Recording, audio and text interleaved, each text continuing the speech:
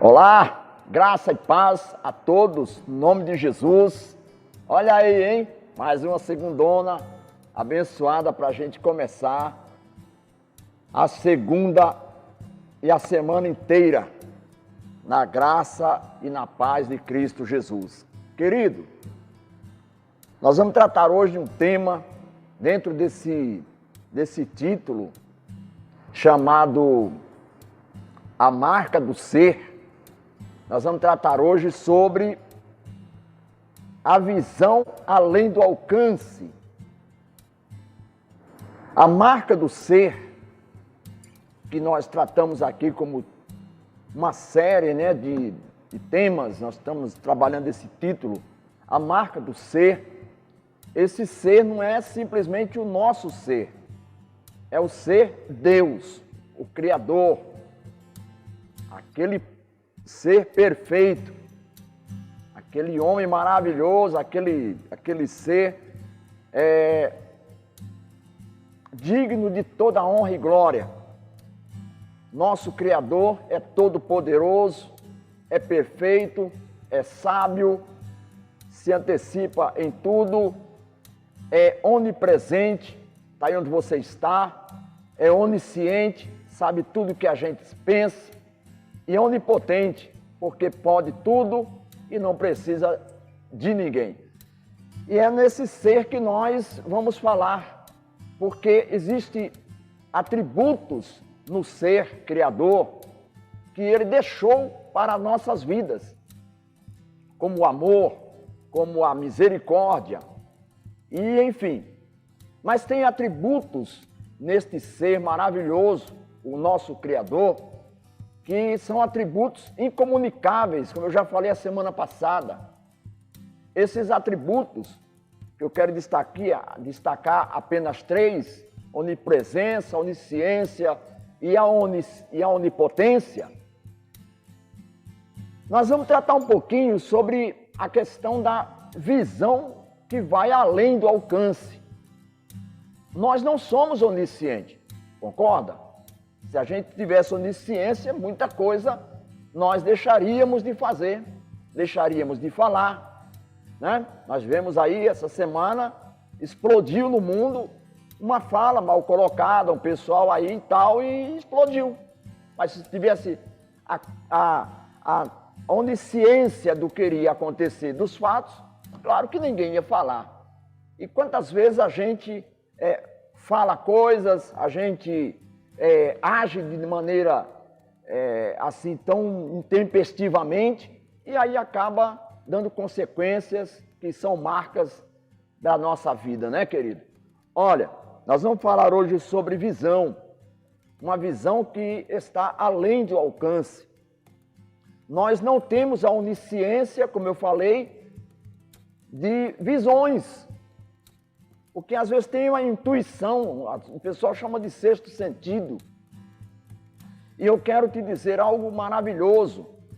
A Bíblia, ela trata dessa questão, não de uma questão visionária, mas ela trata de uma questão mais no campo espiritual e gera em nossas vidas algo maravilhoso, que é o combustível da nossa vida: esperança e fé.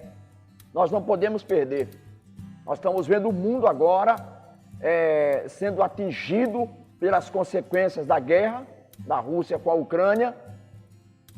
E muitos estão aí desesperados.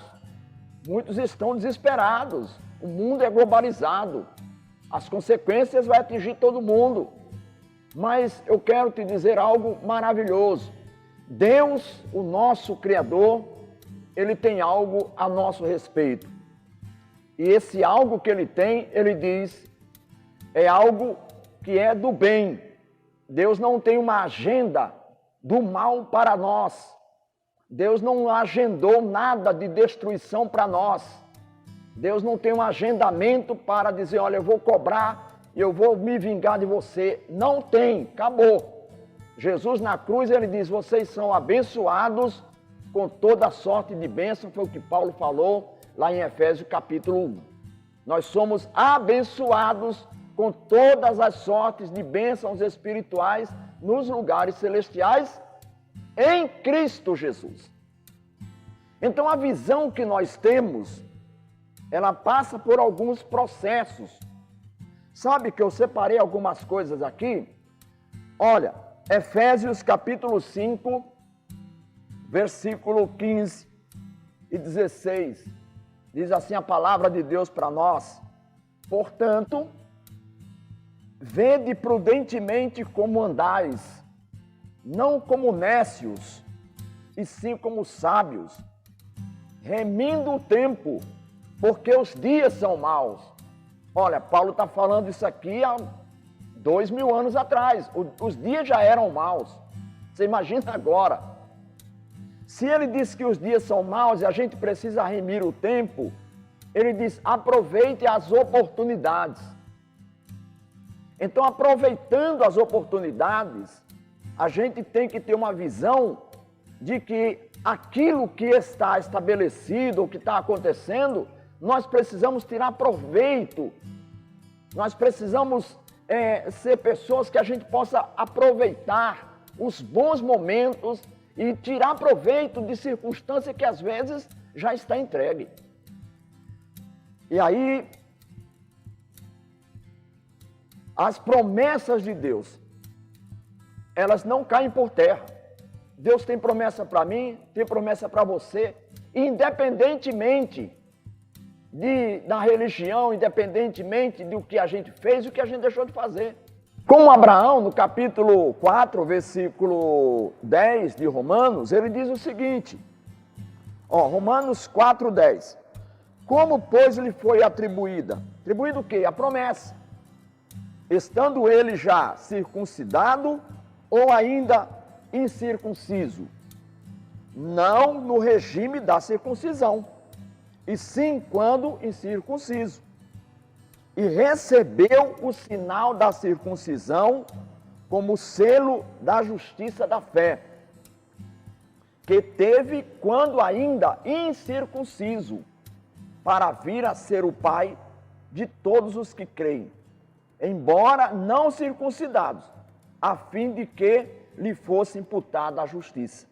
E pai da circuncisão, isto é, daquele que não são apenas circuncisos, mas também andam nas pisadas da fé que teve Abraão, nosso pai, antes de ser circuncidado.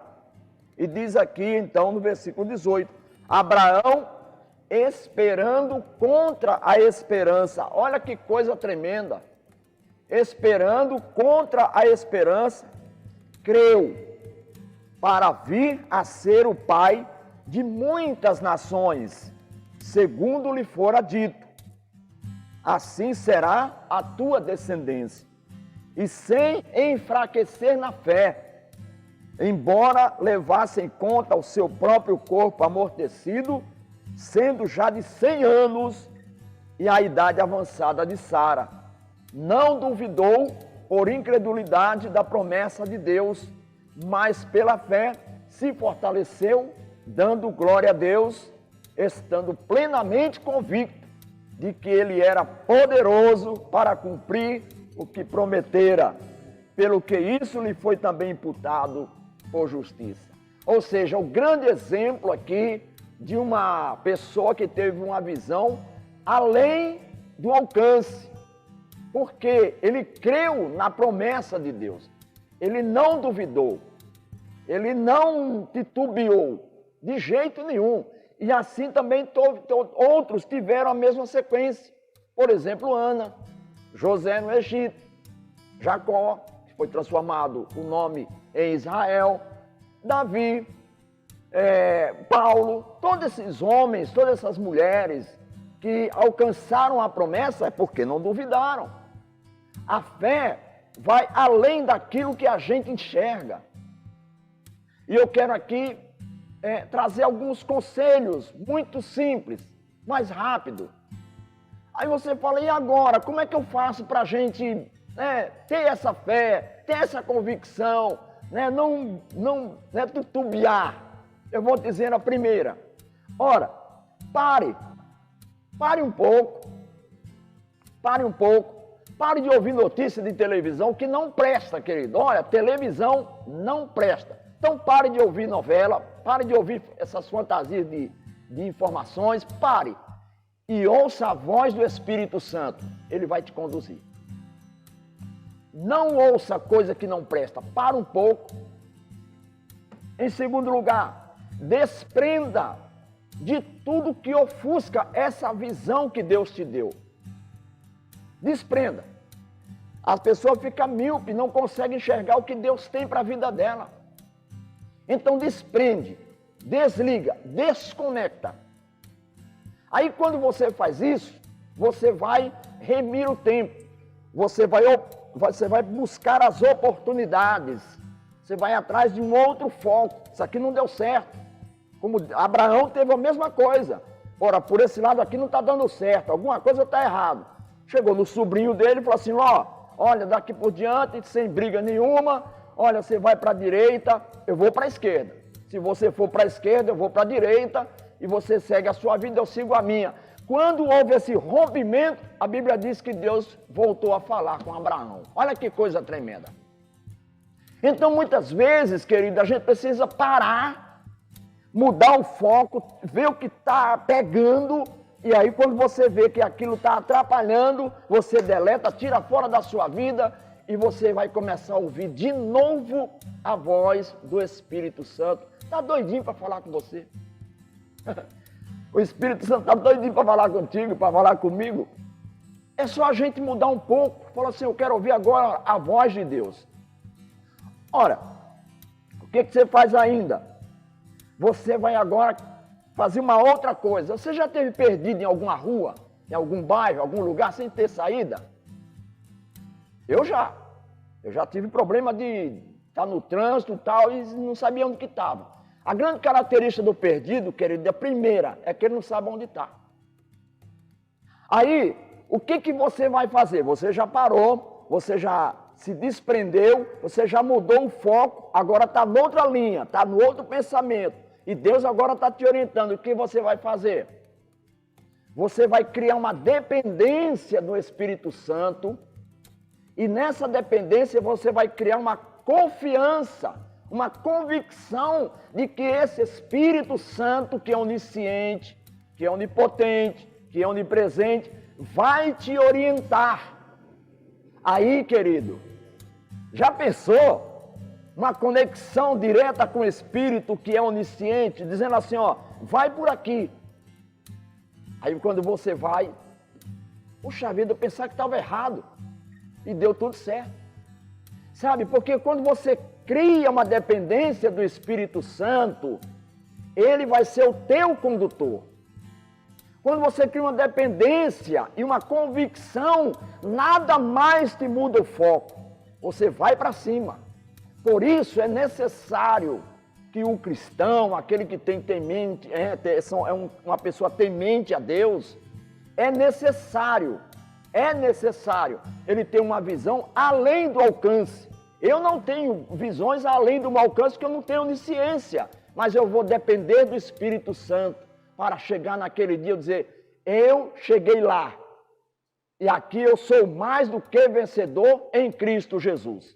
Paulo teve nessa circunstância, andou, teve naufrágio, teve problema, foi açoitado, foi para a prisão, aquela coisa toda, mas ele disse, eu não fui desobediente à visão celestial. É só ler lá em Atos. Porque na visão celestial ele estava junto. Na visão celestial ele era obediente. Quando ele chega no final da vida, sabe o que ele diz? Combati o bom combate, acabei a carreira, mas guardei a fé. Deus abençoe, amado, Deus abençoe a sua vida, Deus abençoe a sua família. Tenha foco, eu quero te dizer, Jesus é o teu condutor. O Espírito Santo é aquele que vai te conduzindo. O Espírito Santo, ninguém melhor do que ele, vai te dar a vitória. Amém, querido? Glória a Deus. Boa semana. Fique na paz.